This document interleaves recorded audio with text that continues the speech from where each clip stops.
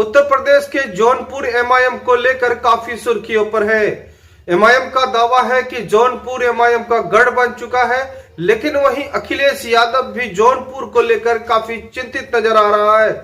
हमारे साथ एमआईएम के नेता इमरान बंटी जुड़ रहे हैं और खास तौर पर बताएंगे कि अखिलेश यादव इस वक्त जौनपुर को लेकर किस तरह से चिंतित नजर आ रहे हैं। मजलिस इत्तेहादुल मुस्लिमीन का खौफ इस कदर समाजवादी और दीगर पार्टियों में है, इसका अंदाजा आप इस तरीके से लगा सकते हैं कि पूरे उत्तर प्रदेश में वाहिद जौनपुर एक ऐसा जिला है जहां पर समाजवादी पार्टी के कौमी सदर अखिलेश यादव जी ने अपने 2 दिनों के दौरे जौनपुर में लगाए। ये पूरे उत्तर प्रदेश का इकलौता और वाहिद जिला है कि जहां पर अखिलेश यादव जी 2 दिन तक यहां के दौरे पर रहे। 12 जनवरी को जब असदुद्दीन ओवैसी साहब का जौनपुर की सरजमी पर वेलकम हुआ तो उसके बाद तुरंत अखिलेश यादव जी ने भी अपना दौरा लगा दिया, जहां वो मुस्लिम लीडरों से परहेज करते रहे। वहीं मरहूम साबिक एमएलए अफजाल अहमद खान साहब के घर पर भी जाना पड़ा अखिलेश यादव जी को। मगर जब अभी दोबारा 25 दिसंबर को ओवैसी साहब की यहाँ जब रैली, कामयाब रैली हुई, जहां बहुत बड़ा हुजूम दिखलाई दिया मजलिस इत्तेहादुल मुस्लिमीन की ताईद में, समर्थन में ओवैसी साहब को सुनने के लिए, तो यकीनन पूरी समाजवादी पार्टी में हड़बड़ी मच गई और यहाँ की जो जौनपुर की रैली थी इसकी आवाज़ लखनऊ में अखिलेश यादव जी के घर और दफ्तर तक के शीशों को खनखना दिया, चीरती फाड़ते हुए उनके कानों तक पहुंच गई। तो उसके बाद समाजवादी पार्टी के सरबराह की मजबूरी हो गई कि वो यहां पर आकर के 2 दिनों का दौरा लगाए और यहां पर मजलिस इत्तेहादुल मुस्लिमीन का जो बढ़ता हुआ जनाधार है उसको लेकर के फिक्रमंदी ये 2 दिनों के दौरे पर दिखलाई दी। तो अज़ान मोहतरम, मजलिस इत्तेहादुल मुस्लिमीन की ये ताकत कुव्वत जो बढ़ रही है उसमें आप तमाम लोगों की दुआएं हैं, मोहब्बत है। और इंशाअल्लाह ताला आज की हालात क्या है कि एक तरफ समाजवादी पार्टी है जो कि भारतीय जनता पार्टी को हराने का दावा कर रही है, वहीं कांग्रेस पार्टी है वो भी अपनी लड़ाई भारतीय जनता पार्टी से दिखला रही है, वहीं बसपा भी है, क्योंकि इस वक्त सत्ता में, हुकूमत में यहाँ योगी जी हैं यानी कि भारतीय जनता पार्टी है। तो जो भी पार्टियां हैं वो भारतीय जनता पार्टी को हराने का दावा कर रही हैं। और खास करके मुस्लिम वोटों की बात की जाए तो आजादी के बाद से जो आजाद हिंदुस्तान में मुस्लिम वोटों को हमेशा जनसंघ और बीजेपी के खिलाफ खड़ा करके ही उनका इस्तेमाल किया गया। तो अब ऐसी हालात में अज़ान मोहतरम आप देखिएगा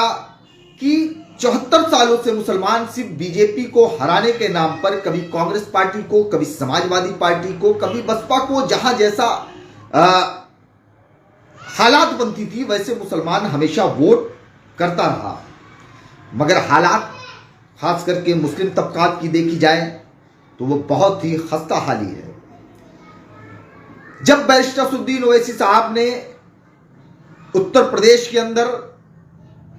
अपनी सियासी ताकत को बढ़ाना शुरू किया तो यकीनन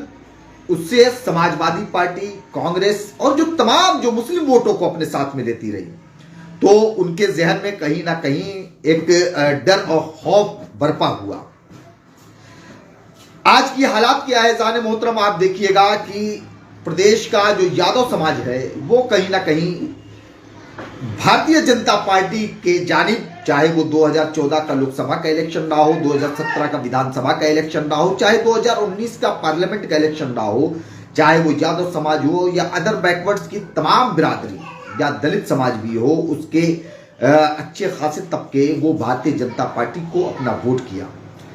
आज जो पार्टियां अपने बेस वोट को कंट्रोल नहीं कर पा रही हैं, कवर नहीं कर पा रही है, वो वोट बीजेपी की तरफ मूव हो रहा है, वो पार्टियां मुसलमानों को बीजेपी को हराने की दुहाई दे रही हैं। तो अज़ान मोहतरम अब और मेरा अपना मानना है कि 74 सालों के दरमियान में जितना हमने अपनी ताकत, कुव्वत, सलाहियत ये बीजेपी को हराने में खर्च की, उससे अगर बहुत कम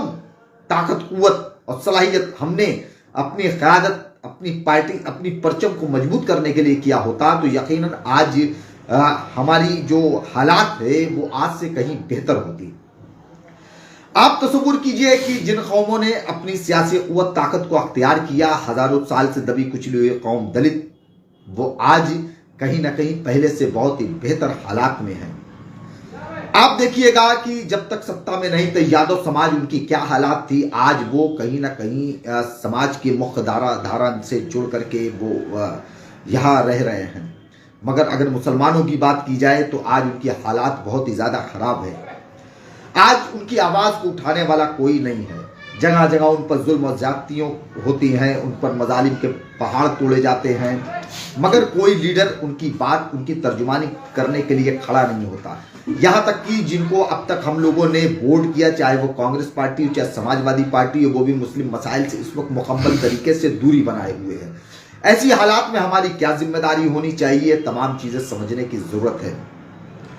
और मजलिस इत्तेहादुल मुस्लिमीन बहुत ही मजबूती के साथ इस वक्त उत्तर प्रदेश 2022 के इलेक्शन की में पूरी तरीके से उतर चुकी है। और जहां कहीं भी इस वीडियो के जरिए से आवाज़ जा रही हो, आप तमाम लोग ये देखें कि 74 सालों से हमने जिन पार्टी को वोट किया, क्या वो मुस्लिम मसाइल पर अपनी बात को रख पा रहे हैं या नहीं रख पा रहे हैं, या वो अपना वोट, जो हिंदू वोट है, उसको बचाने के लिए वो आपके मुद्दों से दूरी बनाए हुए हैं। यही सच्चाई है। अज़ान मोहतरम, आप समाजवादी पार्टी को खोल करके देख सकते हैं कि हमने मुलायम सिंह जी से लेकर के अखिलेश यादव जी तक मुसलमानों के वोट पर यहाँ सरकार बनी, मगर उसके बावजूद आज मुस्लिम मुद्दों से वो पूरी तरीके से दूर हैं। तो ये सारी चीज़ों को समझते हुए हमें अब अपनी एक लीडरशिप का क़याम बहुत ही ज़रूरी है। और उसके लिए आपके पास एक काबिल लीडर है जिसे पूरे मुल्क का, चाहे वो अपोजिशन हो, चाहे आपका विरोधी दल का ही नेता क्यों ना हो, वो आपके लीडर की काबिलियत को सराहता है। तो ऐसा लीडर हमें दोबारा मिलना भी नहीं है। और क़यादतें 100-200 सालों में पैदा होती है, हमें उसकी कदर भी करनी चाहिए। तो अब इस बार हम ना किसी को हराने के लिए, ना जिताने के लिए, हम हराएंगे तो सीधे बीजेपी को हराएंगे, क्योंकि हमने औरंगाबाद में बीजेपी और शिवसेना के 23 साल के से जिनका कब्जा था, वहां मजलिस इत्तेहादुल मुस्लिमीन ने हराया है। अगर तेलंगाना में, आप हैदराबाद में देखिए, वहां बीजेपी डेवलप नहीं कर पा रही है, तो इंशाअल्लाह ताला जब हम लड़ेंगे तो हम ही बीजेपी को रोकेंगे। और इस वक्त जरूरत है अपनी क़यादत को